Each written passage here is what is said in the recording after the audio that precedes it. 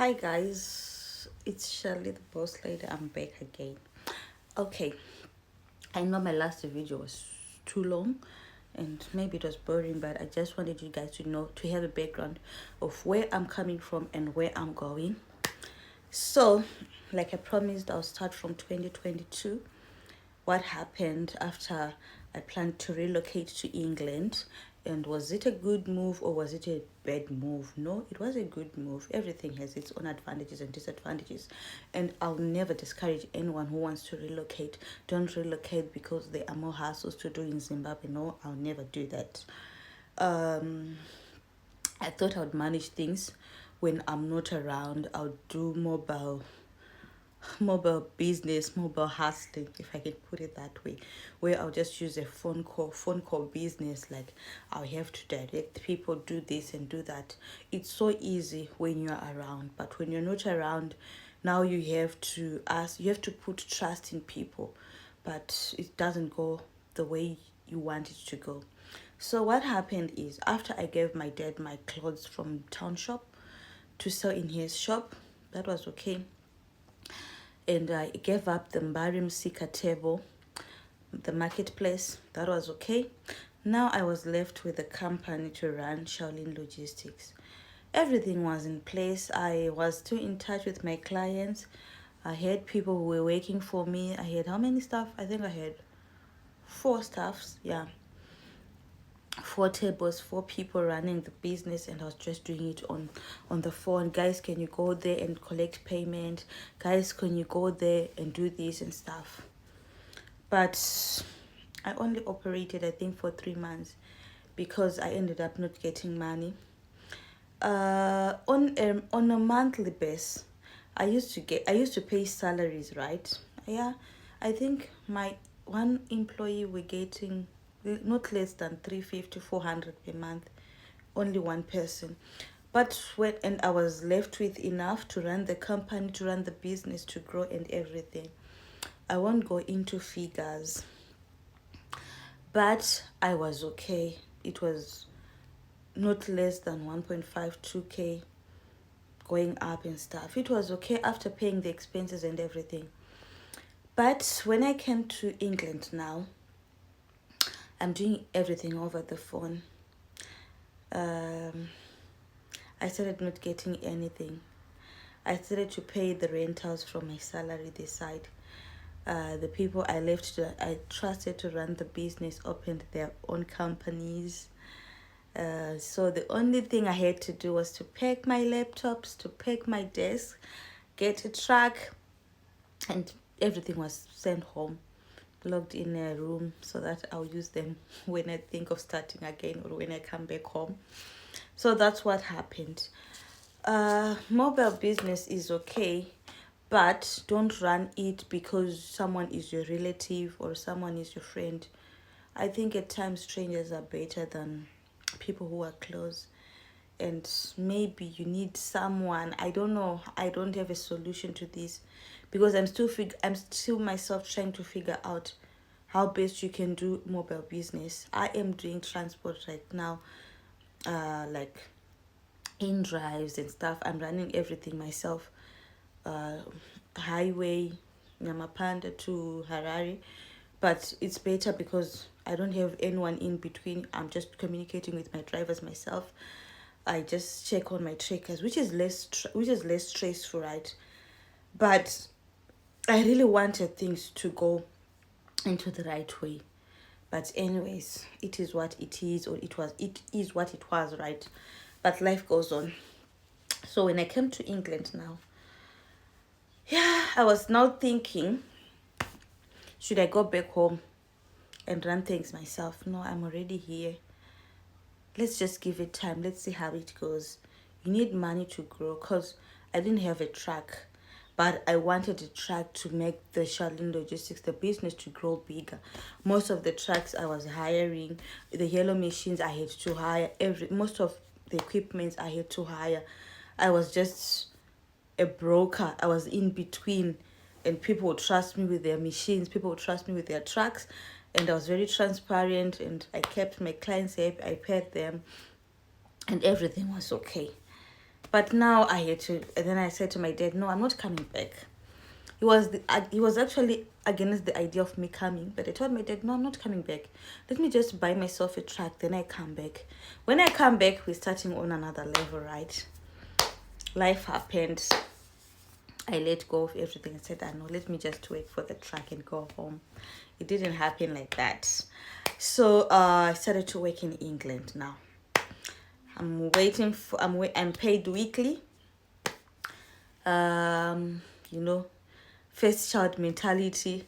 You have to look out for everyone, even if your parents, even if they don't ask, you just want to see everything in touch, everything perfect. Your siblings, everyone. I tried to buy clothes now. I wanted to sell clothes in Zimbabwe. I sent money to China to buy clothes, a lot of clothes, so that Diamond Closet can start again. Unfortunately, don't do online buying because I was duped a lot of money. I sent about 3,000 US dollars to an agent I found on was it Alibaba? Yeah. Then the stuff was sent home. My mom received the clothes. The jeans were ripped. Some were second hand and stuff. Then I was like, no, I'm not going to do this clothes business again because I have to go to China myself and get the clothes. But even if they go home, everyone is busy. No one is going to pay attention to be like, oh, these are Charlene's clothes. Let me take them and sell them maybe on a market, maybe for $2 so that she recovers the money. So it's just month that went by. Then I was like, you know what, just to stay. For some reasons, you need to see how this life goes. This is another country. God has brought you to England for a reason. See other opportunities, even if the salary, now see how it goes. Trust me, guys. I was paid per week, per month. I was earning maybe 1.7, 1.8, right? I had bills to pay. So I was left, let's say, with, if I convert the money to US dollars, it was maybe 1,000 or 1,000.2. So someone will say, why didn't you go back there and then? No. I was like, no, let me stay. Let's see how it goes. If I want to do courier business from England to Zimbabwe, let me see how it goes. Let me stay. I didn't give up easily. Like when I went to Dubai, I gave up. Let me see how it goes from here. If I'm buying clothes from here and send them to Zim, let's see how it goes. Or let me just buy something, invest home before I go, so that this trip is not put to waste, right? Guys, now I'm living in shared accommodation. I don't have a social life. It's just work, and I'm saving less. Life became unbearable. I started to invest in small cars. Now I didn't buy the truck. I started to invest in small cars to do the Uber business, the in-drive business. Bought another car for the highway. Now I was like, okay, now I can go back home. I can start from somewhere. But the reason I came here first, I didn't buy the truck. What should I do? Okay, if we do this ABC, we end up with the truck. But now everyone is saying Chinese have bought their own trucks. So it's not wise for you to come back with a truck yet. Because you might be disappointed in the rates and everything. People have got a lot to say. My own advice is don't listen a lot to people. Listen to your instincts, right? And do what you love most. Even if you're disappointed in business, don't give up. I think something called consistency works actually in business because you know where you have failed and you know where to adjust and everything. So I picked myself up after the disappointment in logistics, after the disappointment from trying to buy online stuff from China. I had to say, no, I'm not going to look for a new business to do. I'm going back into the transport and logistics. I'm going back into the clothing business. This is what I want to do. So I saved, and now it was time for me to go back home, to start from where I left, right? I didn't lose my contacts. I still kept my contacts in place. So what happened is now I'm planning to go back home, right? I started my relocating back home 2023 actually. 2024 I was still in motion, trying to buy more cars, trying to buy land, trying to build everything, so that when I go home, I don't have much pressure, I don't have less stress, because now it's like I'm starting from scratch. I went to South Africa. At one point I went to Centon, got an office, contacts, connections and everything. Then now Zimbabwe was set. I had contacts already. I never changed my business line. I still use it now, the Zimbabwean SIM card. I think it is about 4.7 to 5,000 numbers, phone numbers. Yes, I use it for business more, because Diamond Closet is in there, contacts, Shaolin Logistics, even my Mbari clients, they're in that SIM card. So I don't intend to lose my contacts.